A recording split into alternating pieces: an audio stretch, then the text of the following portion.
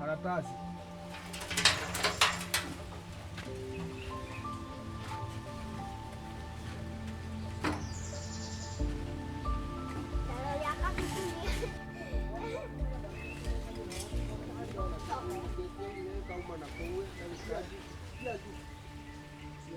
Mwanzo mimi ni mfano, kwanza mimi ni fundi tajika. Naweza jenga kitu chochote kenye kinatumia chuma. Hiyo ni ya kwanza. Ya pili, mimi ni kwa Kiswahili mimi naitwa tabibu tena tabibu Ninaweza kutibu shinda za aina kutumia njia za kienyeji au njia za miti. Ya kwanza, mimi nimekutana na watu wengi zaidi wakiwa na mashida za mwili, wengine vifua vyenye mara nyingi zinasemekana hasitibiki, wengine nimekutana nao na magonjwa kubwa tu, na huwa nawasaidia kupitia njia ya either miti, mmea au kwekwe. Na kuna uwezekano hizi vitu kama kwekwe, mti au mimea kutibu magonjwa yote. Ya pili, huanga naelewa ya kuwa kama kuna kitu kinaweza kutibu sana ni mimea, sababu hata mwenye anatumia kemiko gani au dawa yote hutumia mimea ndio aweze kusurvive. Hakuna vile mtu anaweza tumia kemiko ndio aishi.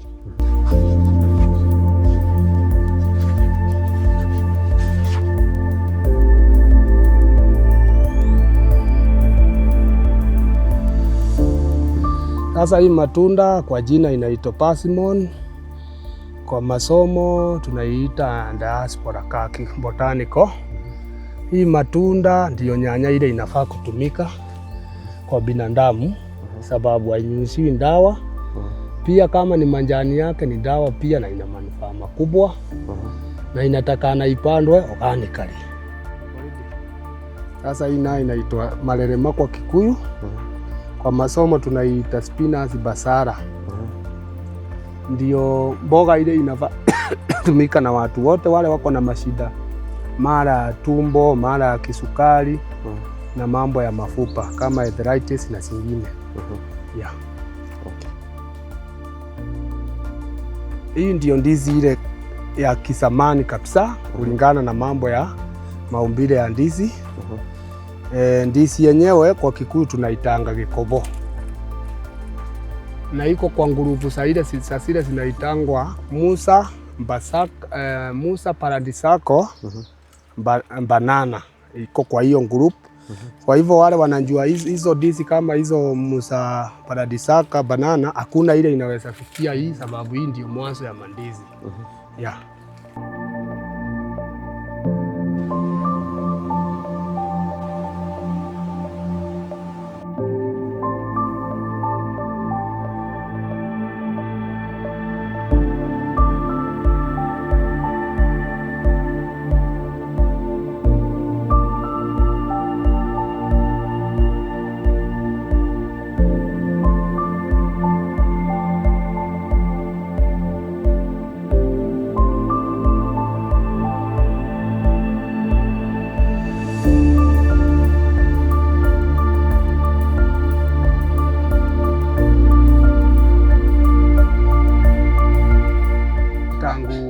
Mtoto nilikuwa kwanza naona niko na ile tunaita taaluma, na nikaendelea tu vile naendelea kukua, nikaendelea nikiona kweli nina uwezo wa kufanya. Wakati nilisoma sikusoma sana na sikusoma kidogo, na kila mtu anga ako na elimu yake penye alifika. Penye nilifika nilirudi nikarealize mambo kwanza inahusu tiba. Mara nyingi huwezi tibu magonjwa mengi, huwezi tibiwa na njia zenye watu wanaamini sana kama za kemiko na vitu fulani. Mara nyingi mpaka urundi kwa vyakula, sababu vyakula mara nyingi ndizo Mungu aliumba kukula na kutibu. Ati hii ni purple garlic. Mbona tumepanda hapa? Mostly sababu tukiweka vitu kwa mchanga yenyewe, saa ingine kunaweza kuwa na hizo tunaitanga virutubishi kama fertilizer na nini. Kwa hivyo iwezi kufanya unduma ile inatakana kwa mwili ikiwa imepandwa kwa mchanga direct. Kwa hivyo ndio tumepanda kwa ndoo, kwa mtungi, si ndio? Next sasa kama ngwashe hii. Kwa nini viazi tamu inapandwa kwa hii mtungi? Pia ni maana yake ukipanda kwa mchanga kuna vitu inaweza okota kule chini. Sile virutubishi siwe sina faida kwa mwili wa binadamu. Haya, next unauliza hii ni nini? Hiyo ni nini? Hii inaitangwa kwa Gikuyu tunaita gikwayanduru. Inaweza tibu magonjwa yote. Na ijatosha kutumika kwa saa hizi. Kwa hivyo tutawatumia ile inafaa ikiwa kubwa, tutawaonyesha baadaye. Ikiwa kubwa inaitwa gikwayanduru na tutawapea jina ya botanical. Haya, tukitoka hapo tunagusa hii. Mfano hii ako ni kakitu kanaitwa penzo na masomo. Mara nyingi ni kanaitwa jina kama ya kalamu ya mate. But kana manufaa mengi kama ya kuweko kwa masikio. Kana sababu pia akafai kupandwa chini ya mchanga haka. Na jina yake ya botanical watapewa. Haya, tuondoke hapo. Avocado hiyo tupite tu. Twende kwa hii naye ni garlic inatumika majani. Hiyo ni garlic pia. Inatumika majani yake. Hii tumiki ile viazi inatumika matawi. Haya, tukitoka hapo tunakuta kitu kama hii tunaanja hii tutaona ile kubwa. Hiyo ni machungwa imekuwa grafted, imeunganishiwa hapo. Kwa hii ndo ni macadamia imeunganishiwa hapo. Kwa hiyo ndo haya, kwa hii ni hepu. Tunda ya hepu ndio imeunganishiwa hapo. Imeunganishwa na mumea ingine yenye ni siri. Sasa hapo tunawagonga mwangaza ni siri hii. Hii tuwezi sema ni nini haswa. Hiyo ya chini mtu ndiye anauliza mwenyewe ule ako na anja na mambo yetu, si ndio? Akitaka kujua haya, turundi hapa kwa hii kamumea. Hii ni aloe vera. Aloe vera tuiite kwa paka kwa Kikuyu kwa Kikuyu tunaiitanga mugwanugu. Na kwa aloe vera kuna aina nyingi, tutaonyesha variety aina 3 kuanzia saa hizi. Yeah.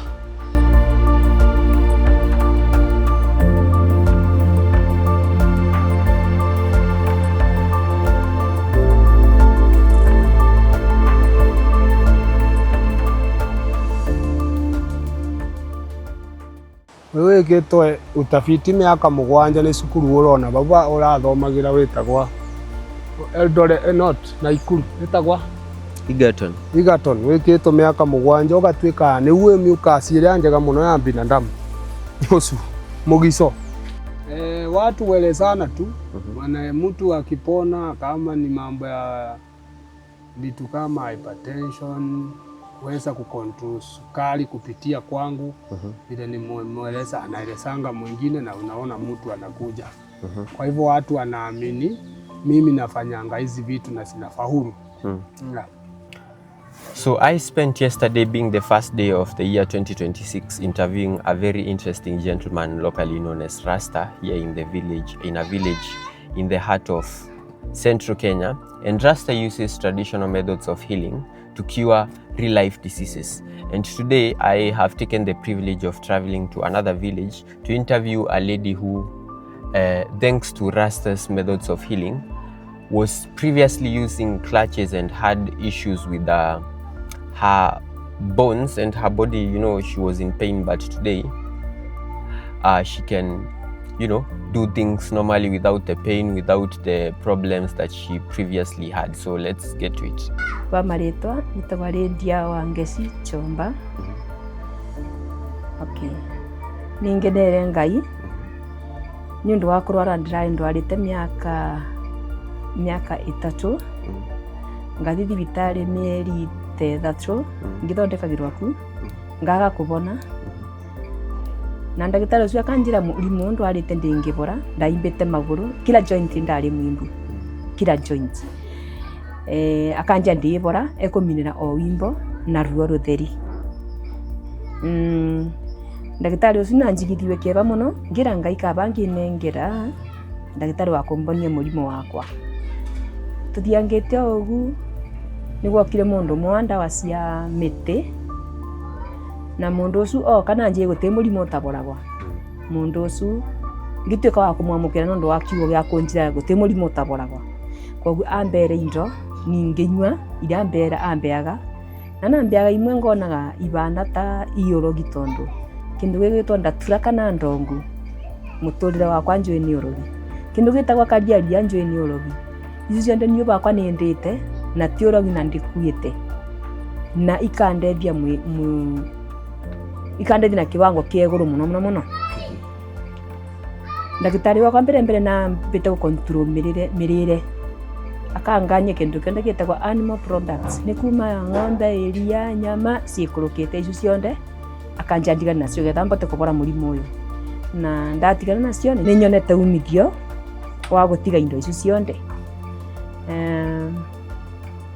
agacoka akangania maguta na cumbi ndatigana nacio ona cio ngona umithio koguo ni tuthiete wega muno na ndagitari uyu akindondekaga na tondu tukinyitana nake ndagwithitikia kilo ngakinya kilo 50 nyumite go kilo 85 na kwa umundi uyu nugamite aba na ndirabota kuthi ndina kilo 68 ngacokeria Ngai ngatho ni undu wa kunengerwa ndagitari otora ni ndaboyaga na ndiare nji kuria ari aume otiga Ngai tu andeterewe tikuga ati abangirite ndikimuboru pio no kuringana buria ndari ndwarite nyunjagwe ni kuga ndi muboru pio to njara mbere itiakunjukaga no mundu ni ikunjukaga ona wakwa itikunjuka pio ta buria mundu nomo singikunjuka ciakorwa ciikombete maguru kia twara gukinya ndi tutiakinyaga ndi twara tugakunjuka no gacuthia no wone ndi mwimbu njungwa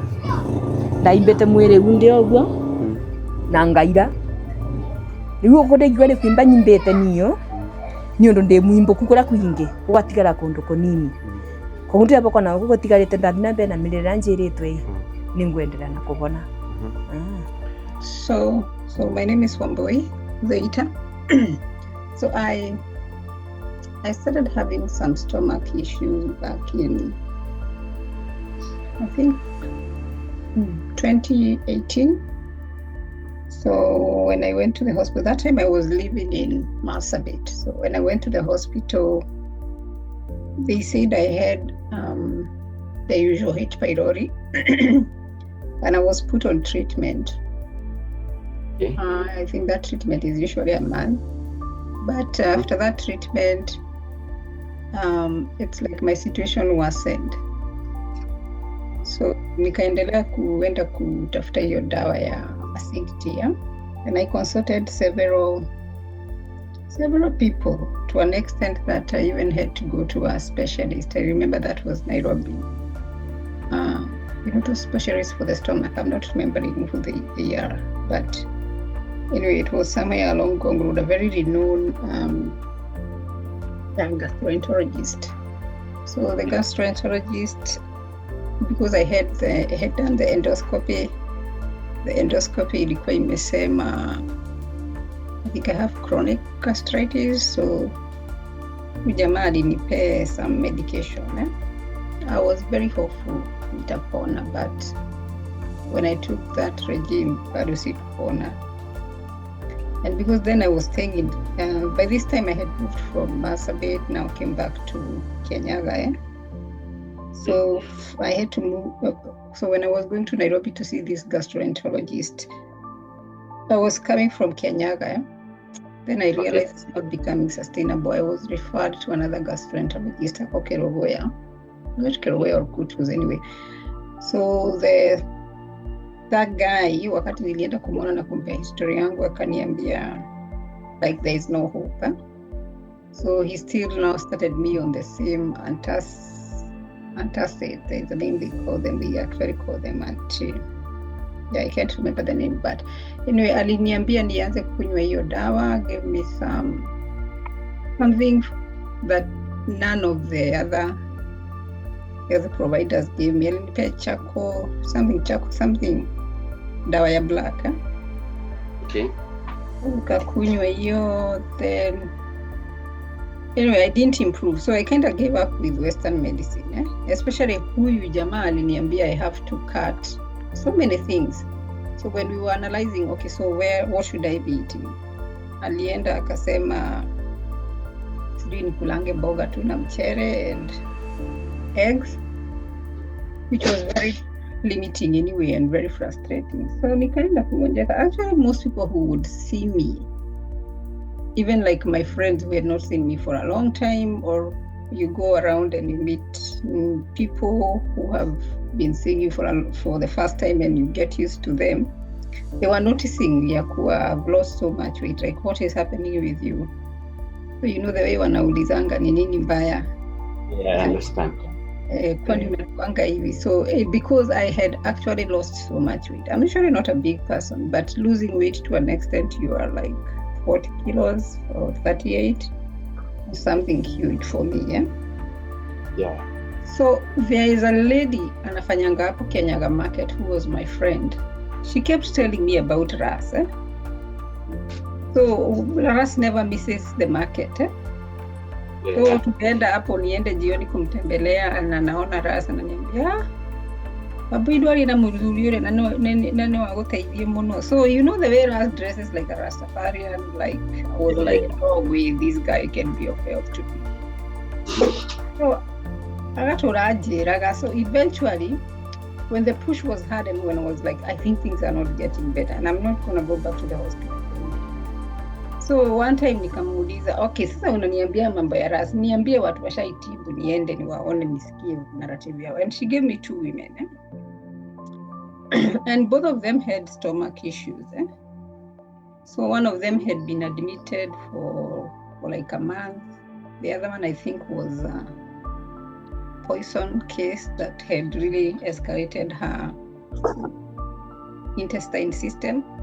So nikaenda nikaongea na wao by the way, na wakaniambia, initially I had not even conceptualized. Unajua vile tunaelewa madawa ya kienyeji, we think it is, you know, those fake things that somebody cannot even explain or tell you. So when I went to these women, they made me realize it's more of a change, your eating habits and such kind of things, and whatever medication he gives is basically from the land, is basically organic, is basically most of the usual things that we know but we never pay attention. So that's when I decided, okay, let me talk to Ras. Tukaongea, can explain. He's usually very unique. He gives you so much stories and you know, goes deep into like the traditional way of life, which as our current generations are to do it. Like those are things that were erased long time ago through colonialism. So anyway, he now put on a regime. Sana ilikuwa kunywa hiyo miwa na like kukula mboga slippery, and then going away from processed food to like kama ni ugali unasiaga, kama ni ngano, whole wheat. Like it was just very basic things that were very open and very accessible then in Kenyaga. And of course we would meet now and then and we would evaluate so many things. So I started being very religious to that, and after like 3 months nikaanza kusikia like everything started changing. People started saying haya mwili wako ni unashoka, and I could even feel, you know, like my body is coming back in so many ways. So yeah, I would say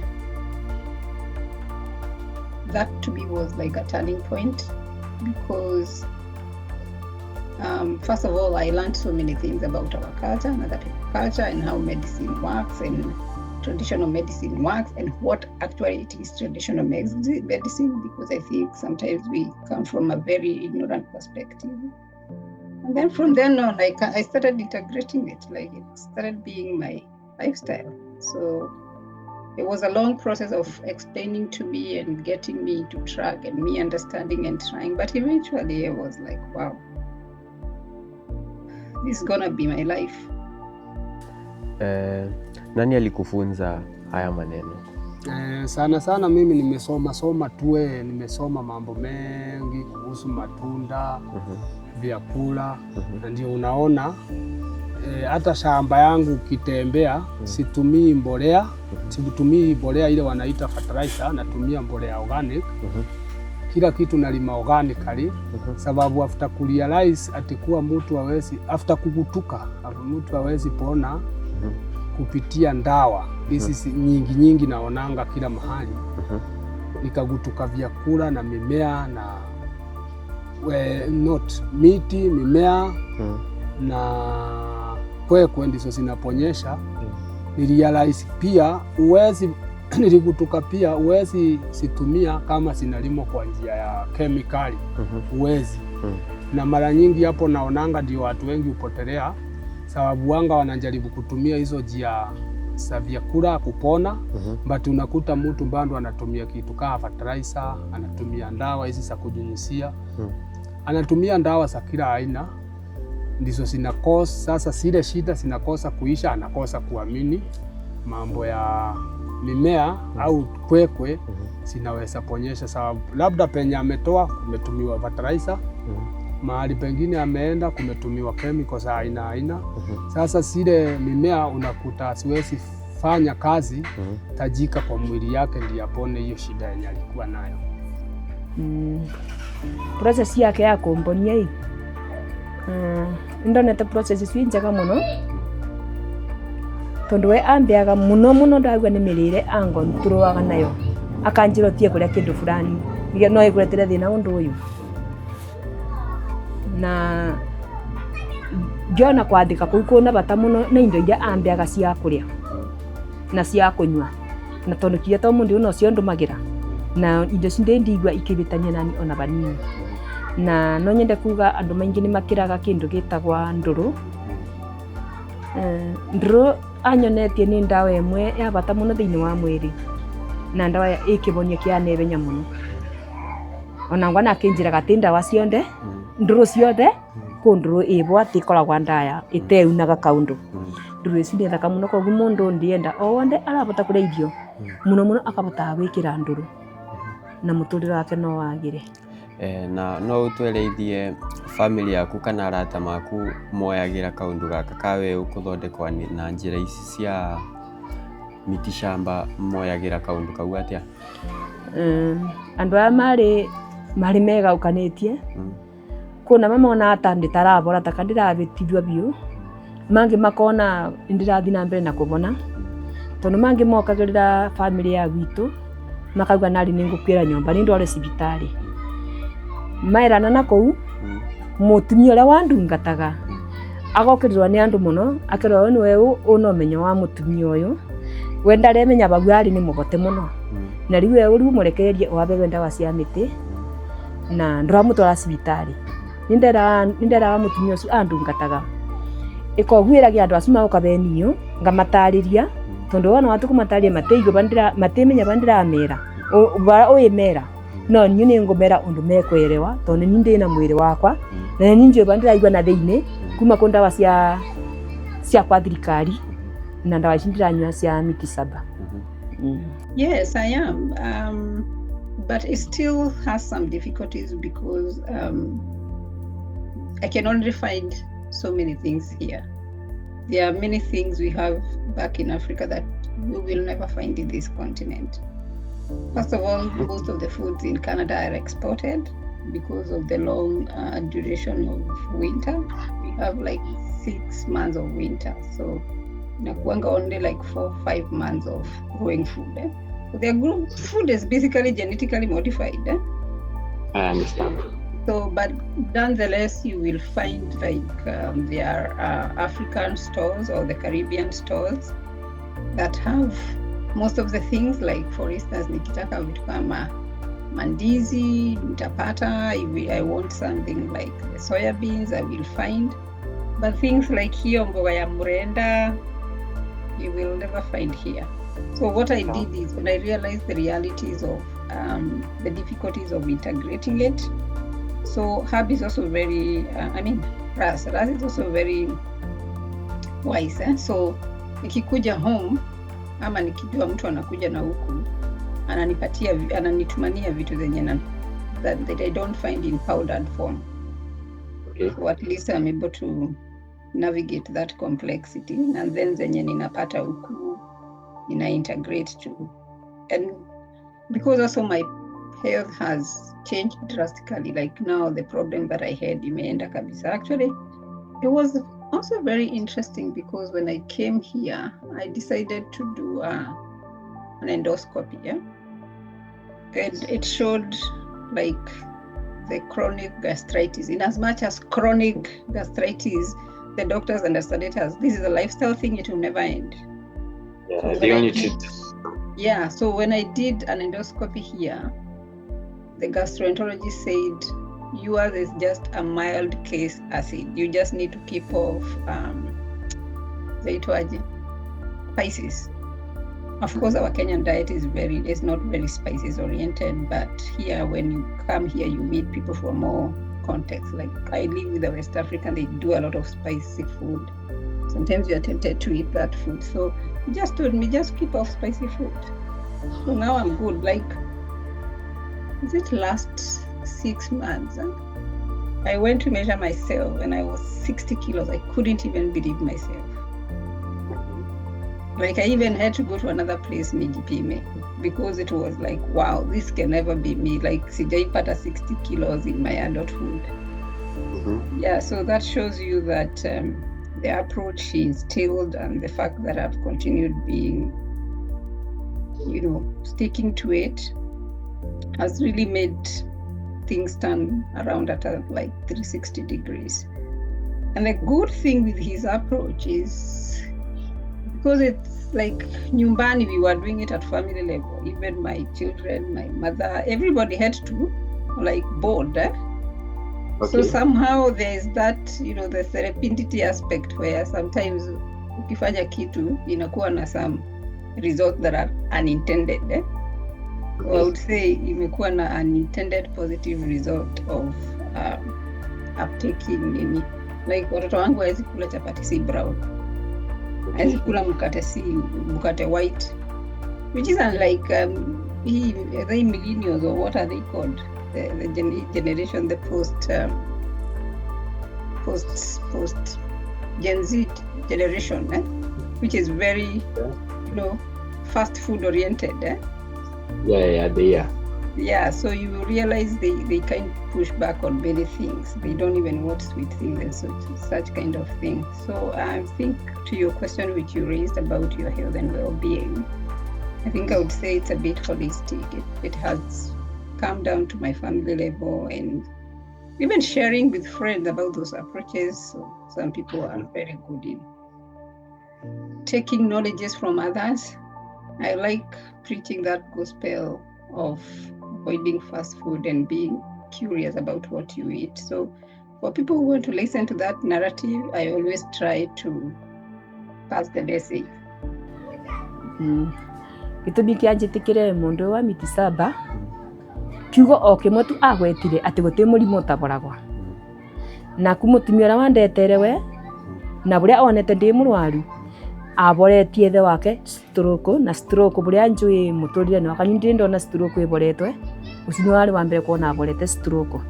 Riu nyungi mwamukira ngiona uga abori stroke ri toyo akwagira mani kuboria na stroke mundu kiene kwina maina makamwino mwana ndi ndaina manini.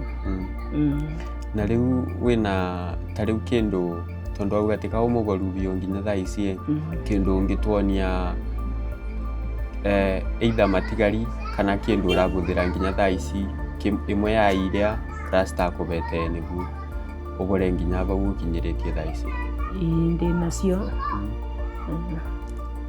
no ugutonia thutha kana atia tathiukire ndawa ciakwa ibu cia rasi mikebe ciba ndina kindu ngumuonia kimwe anjirite ni makara na kingi agagita lemon powder ni ikoro ria ndimo cionde ine kora thutha ni ikoro ria ndimo mutheu na ni eno nyuaga na ucuru ngekira ucuru ningiruga nganywa na makara ngatherukia mai ngekira iciko igiri ngekira mai gikombeni na mwacu na nganywa turega na mwacu na nganywa ningumuonio namo na manjani anjiri manjani twa kunywa manjani ya manduka ni wega kunywa manjani metagwa purple tea na manjani asuma purple tea ni maya no wetu andetagira obura ndito inyu athondekaga na njira eriko ino nayo ni mbiro ani makara ono ndirikana ni kunjira ni muti uriku yarathondeke tondu andetaga miti ngurani no andetere muti ati fulani akajesu ni muti fulani wa mbiro iyo na iguterio ndu fulani riu ndigikio ino ni muti uriku andete recently riu thuthani na eno na ireita mapera eno ni mapera o pounder matemamo nganyuaga namo o iciko igiri na gikombe kimwe gia 15 na ngekira either ta okay kana kindu kina sukari yabaro njikire okay kana njikire nguru ebo nguru fine njega theru tiga ta icirugaga njobi ukenjuga mborete na miremba teno na ngone ndwariritie wega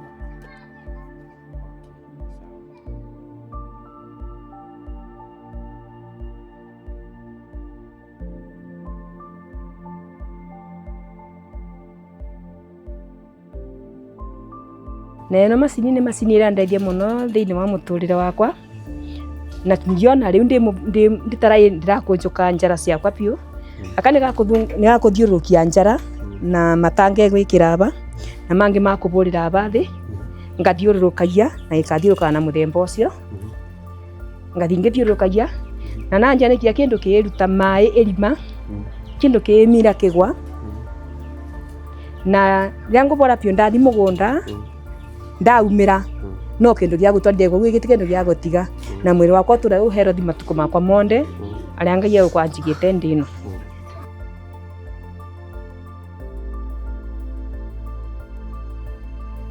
Na nini lifanya ukachagua kuendelea kuishi lifestyle ambayo unaishi? Sababu nini nilikutuka niliumbwa hivyo. Kitu ya kwanza mimi si ni mtu mweusi mimi ni Mwafrika na nikagutuka wa Afrika kulingana na vile najua tu na vile nimesoma yenyewe Afrika mara nyingi ndio wanajua hata Mungu sana ni nani na mtu mwenye anajua Mungu mara nyingi hata aisingi lifestyle ya juu sana anaweza hivi umuonanga ni kama anjielewe but wanga anajigutuka sana sababu mtu mwenye ako na uhusiano na Mungu hata atakangi kuonekana sana wanadamu vile anaishi ati maisha ya high class yeah. Hapo nilikueleza nilisema wakati niligutuka ni labda unaweza kuta mtu ako na shida ya jino, macho, nini, mashinda tu ya mwili tu akakuja kwangu nikamtibu akapona. Anaambianga mwingine hata mwenye ako na shida kubwa pia akikuja anapona. Sasa kwa hivyo mara nyingi uanga tu hiyo ndio njia ile ilitumika ndio nikajulikana. Hiyo kwa mwanzo nilijulikania kwa hizo njia. Kuna watu mwanzo tulikuwa na hao tunafanya na hao mtu anakuja na mtibu meno na tibu huyu kitu fulani akisapona anaenda anatangaza ile story basi tunaanzia hapo. Na zile mashini zenye unaunda zinatumika vipi kwa kazi yako like? Kuna mashini kama wakati tulikuwa tunatembea kwa shamba yangu, uliona kuna aina ya misinga ya kila aina, misinga ya nyuki. Unakuta kuna zingine zile za kujichunga asali. Hiyo ni mwanzo. Sababu asali naye ile mara nyingi inafanyika kwa watu hutumia asali, labda imefanyiwa kitu tunaitanga na masomo refinery, kurefine.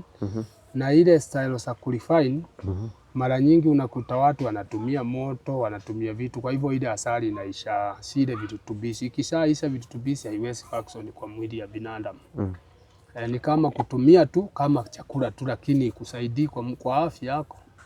Kwa hivyo ndio ukaona kuna mashini natumia tu naturally, situmii moto, situmii nini, kuchunga pole pole ndio itoke ikiwa pia natural. Kwa hivyo mwili inahitaji vitu natural tu. Aite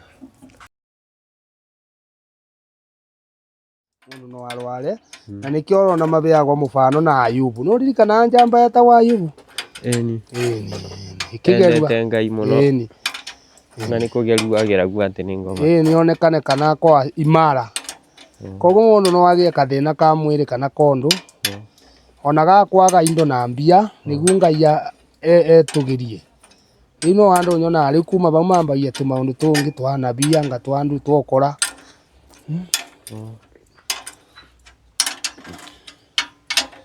Yo bago bau risa miarete gicucu niguo etuika arekira muburi agikira gicucu kimwe bau.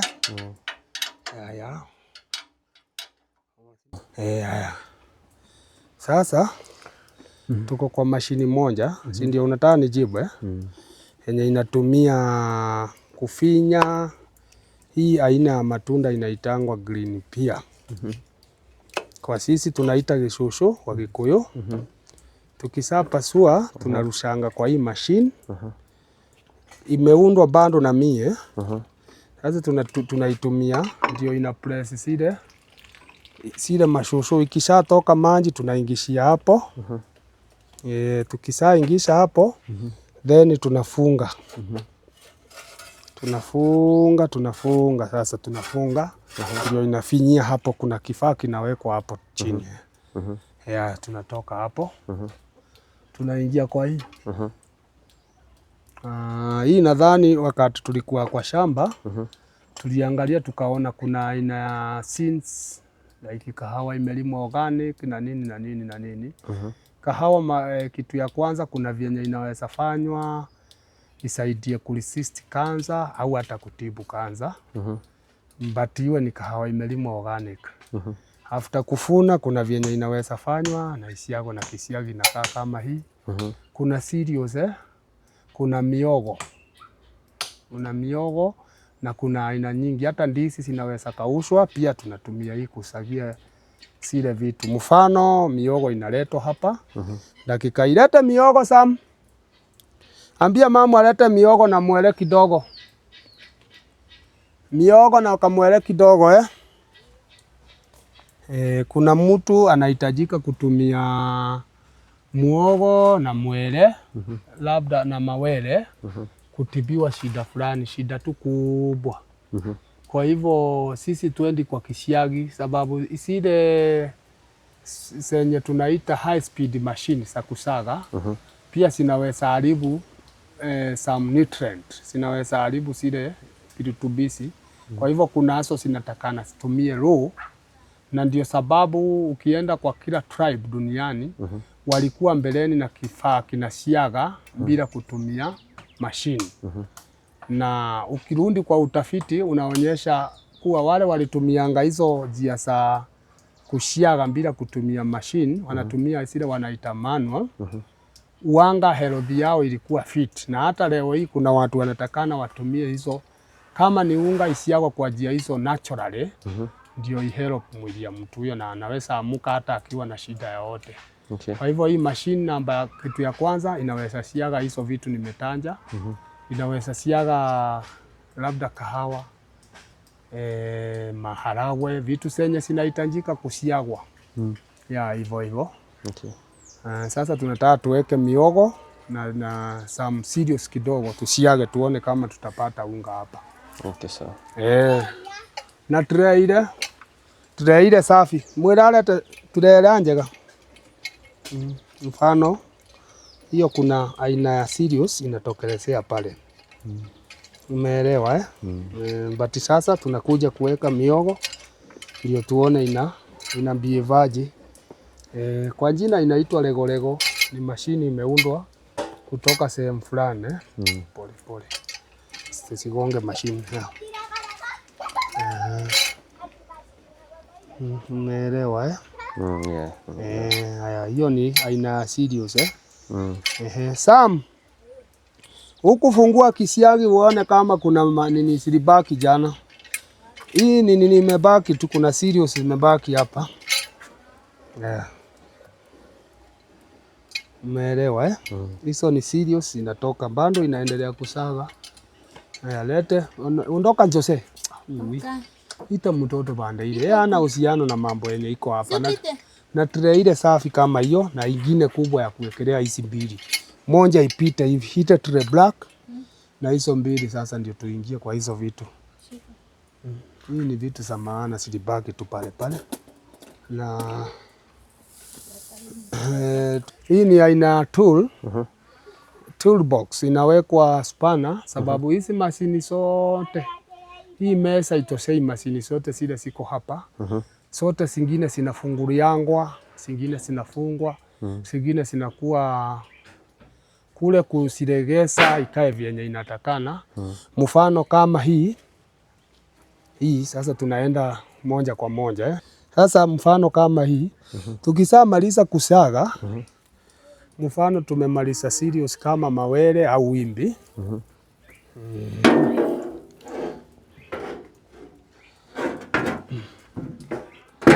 Mfano tukishamaliza kusaga spana ya pipe ledge, tukishamaliza kusaga hii tunafunguanga hii.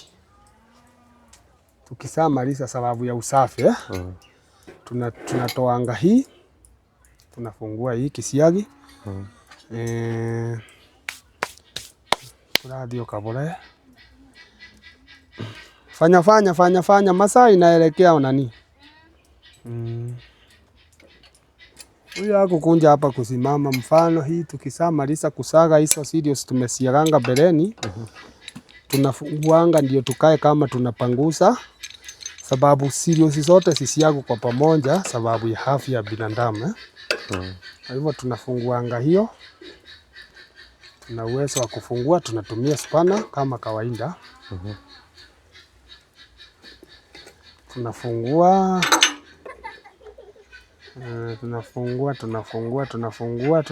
kabisa.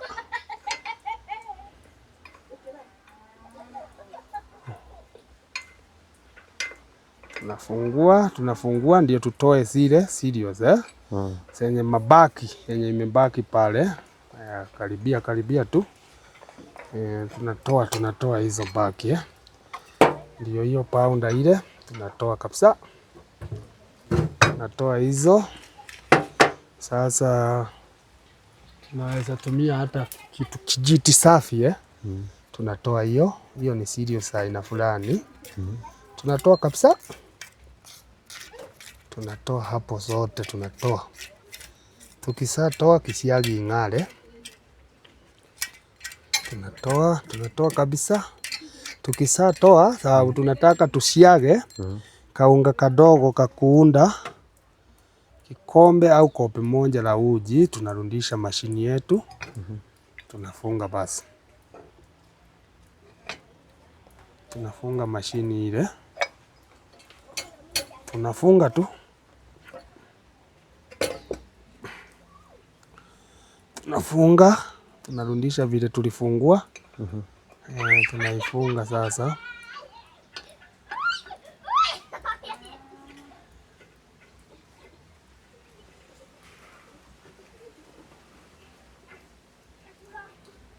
Tunafunga mashini kabisa. Tunafunga tena. Umeona tumeshatoa zile serious After kufungua, maji na karaya mama Samina sabuni lete. Oi.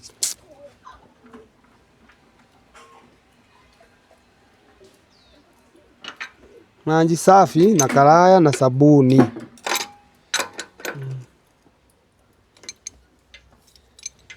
Haya, tunaweka, tunaifunga tena. Tumesafunga. Tukisafunga kile kifaa chetu cha kufungua spana tunarudisha kule kwa sanduku. Pe maji mama nani. Weka ndani maji na sabuni uniwekea tu hapo. Sasa tukifika hapo tunanawa mikono. Tunanawa sababu tunataka tusiage kitu cha kuunda nini? Unji.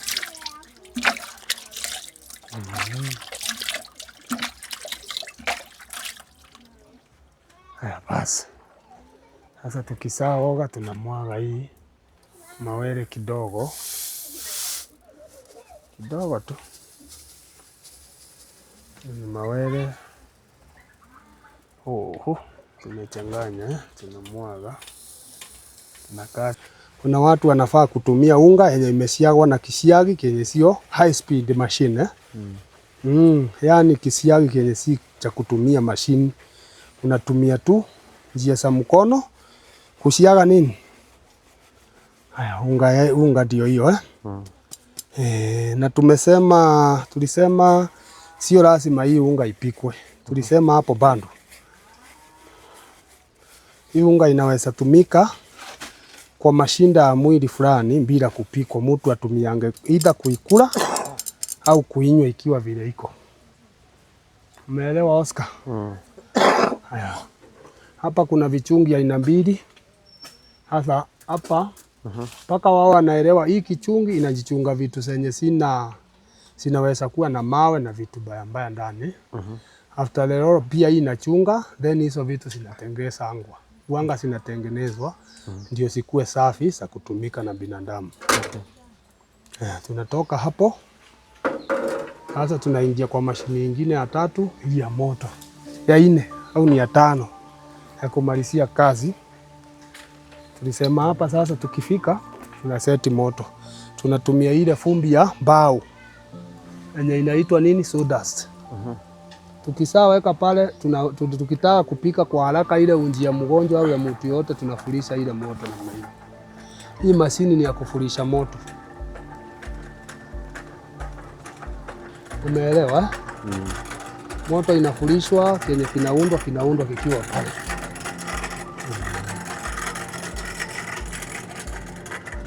Tunamalizia hapo.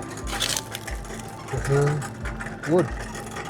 Sasa hapo tutarudi tuweke tu karaya ya chapo, tunaweza pikia tu chapo hapo au kitu yote. Tunaiwekelea sasa. Tunataka tufanye haraka labda kupika chapo au kitu yenye tunataka au hiyo unji ya mgonjwa huyo. Kwa hivyo tunawekelea. Then tunaendelea kidogo, tunafurisha kwa dakika kidogo, tumemaliza kazi ya upishi ya huyo mtu. Traditional medicine in as much as it worked for me, iko na challenges zake kubwa sana. First of all, Kenya and most of the world is that we are very colonial in our approach. Such that hata ukienda kukula chakula kama hizo rasa na kuambia, people will laugh at you and not see the sense why you're doing it. Because you've been made to start to understand what is food from a different perspective. Like food that has been cooked by mafuta, blah blah, is tasty and all those kind of things. So that affects how people perceive. Colonialism has really decentered our ways of life. So I'm very passionate about studying colonialism and how it affects traditional knowledge or the minority knowledge. And for sure, the school system, the church system, those are avenues where colonialism, managed to decenter our ways of life or even our worldviews. And at the same time, education is very relevant for today's world. So all of us will go to school at one point in life. And even if we don't go to school, we will still interact with people who have gone to school. So the struggle is real because being in school means learning the colonialist way, yeah, which means again erasing our culture, yeah. So it needs somebody who is very. The schooling system needs somebody who is very aware about how colonialism has affected our ways of life, eh? And because we study colonialism from a very different perspective. We study colonialism from a perspective of, okay, walituletea shule wakajenga barabara. But while that is true, they don't show us how harmful it also was on our ways of life. Eh? So unless something great happens and we start integrating our ways of life in the way we do things, even at school level, then it's gonna be a challenge. Eh? And especially when you talk about traditional medicine, and like Kenya, we come from different communities. Our traditional medicine is also very cultural, yeah? So the things Ras talks about probably comes from the worldview of the Kikuyu community, probably part of the Maasai, because the Kikuyus and the Maasai were very integrated. So, but when you go to the larger system, you will meet that we have all different tribes that have their own ways of life, right? So you find, like, even in the current Kenya, the way people handle tribe is very problematic. Like, even now, people have stopped identifying themselves of their cultural names just because when you mention you're a Wambui, people see you as from a very stereotypical perspective. Well, it shouldn't be that way. Like, I don't think a system should make us lose our identity. In any way, a system should make us enhance our identity, such that nikienda shule, nisikie Wajaluo wanakula omena, which is very good for the body. I don't see that as a stereotype. I don't see the fish as a stereotype in a way that it's blown out of proportion, but I'm able to learn it from the way it can even enhance your thinking and everything, yeah? So I think that's where, to me, I see the problem with traditional knowledge. It's not really mainstreamed in the system that we are in. Nobody cares about it. So people like Akinaraz always have to operate from the fringes of society, the informal markets, you know, with like the poor people and such kind of things. Yet when you look at it, it's so integral and it's so important that such knowledge is integrated in the main system. Eh?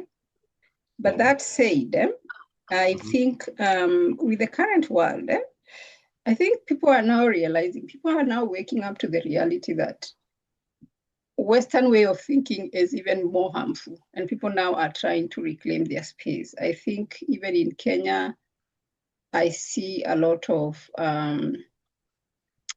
cultural events. I think Nairobi ni kurina cultural events yagi kuyushiroga. I can't remember the name, but then Ngemi. Yeah? Ngemi. Yes, all those things, eh? Like all those things are avenues where people are resisting Western knowledge because eventually they have realized it is so harmful. Eh? So we still hope with such kind of avenues, you know, like if people like Kinaras can leverage of those avenues, then the traditional knowledge can start slowly coming back to the public, because now it has all been relegated to the private spaces. Yeah, and of course, we need more people who are trained in decolonization, like myself, but not many people are really trained in decolonization. We are very colonized even in the way we argue, the way we see things. We are very quick in picking stereotypes other than looking at situation in a holistic perspective. But also, I think also because of the way, like I said, the integration, the way our system is also very Western, you see something like the health system. The health system has, in a way, integrated knowledge, traditional knowledge, because like I worked in a HIV program. So when they are forming those groups that were HIV, they will always counsel them on nutrition and everything. But it's not very well integrated in a way that you see kama mimi kama ningeenda hosi nipate results. And then RAS uses those results to interpret whatever is happening to me. It kind of makes sense. So, and I think that is where the direction of traditional knowledge should be. Like, there should be areas for integration with modern medicine so that they work together. I remember there's a lady who had cancer, and I know people who have taken cancer. I met one person who had gone through the cancer treatment with RAS. I don't know where they are this moment, but I remember one of my best friend in Kianyaga, akigia cancer ya nyondo, ngigeria kumwira athie one RAS. Kimwira, RAS will not tell you to stop chemo, eh? Okay, he can tell you that chemo is not good, but he will not force you to stop it. Eh?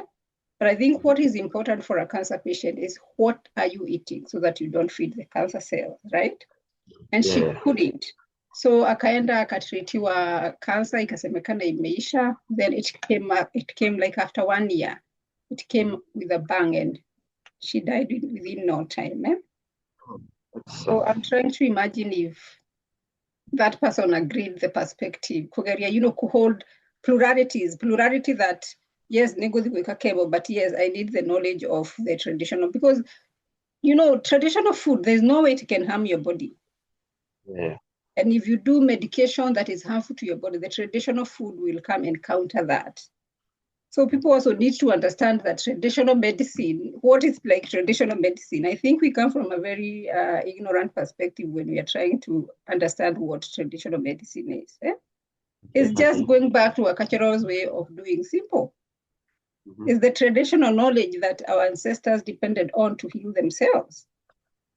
So I think unpacking that is also important, but also maybe in future, there will be an integration of traditional medicine in the health system. You know, work together for the betterment of especially indigenous communities like Kenya, where our food is still very organic, and like Kuku Western, where everything is genetically modified. And I know there is still a future. And I join also, like here, I join groups, you know, WhatsApp. You know, WhatsApp has, I mean, not WhatsApp, Facebook has all sorts of groups. Eh? So there's a group here I am in. It's typically very Western, eh? But you see the kind of thing they push that you should do and eat. It's typically advocating for traditional foods. So I think there's also a feel from the Western medicine. There's still some people who are resisting the Western medicine to realize it. You know, it's very pharmaceutical, it's very capitalistic, it's very money-oriented, and eventually, hopefully, when we build a broader population area understanding the dynamics issue, things will change or become better. That's what I would say. Mwanzo nilikuambia mara nyingi watu hanjawahi gutuka mimea tajika kwa matibabu. Haitakani kulimwa na njia za kisasa, haitakikani kabisa.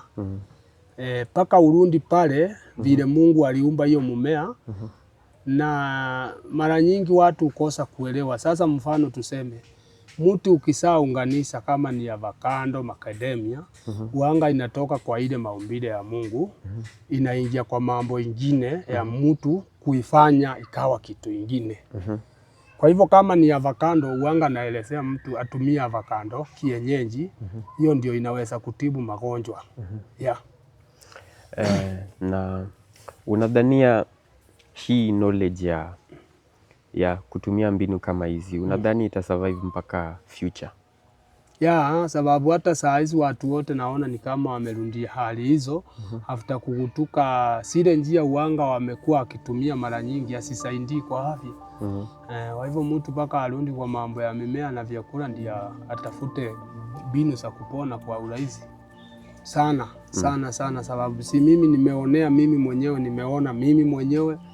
nimeonea kwa watu wenye nimekuwa nikihudumia. Kwa hivyo najua sinafanya kabisa. Mara nyingi nimesema watu pashana ambari tu wenyewe kwa wenyewe. Huyu akisaponea kwa mimi anaenda anaambia mwingine. Na wengi wale wamepona wako tu. Kuna mwenye hayuko. Kwa hivyo mtu kama anaweza taka kujua, kuna vyenye anaweza ulisia kwa wengine na watamwambia ukweli wa mambo. Yeah.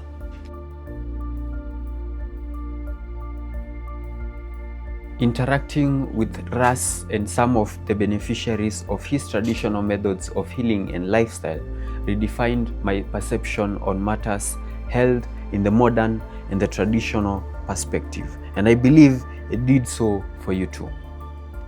I am Oscar Elijah, and this is the Mula Conversations.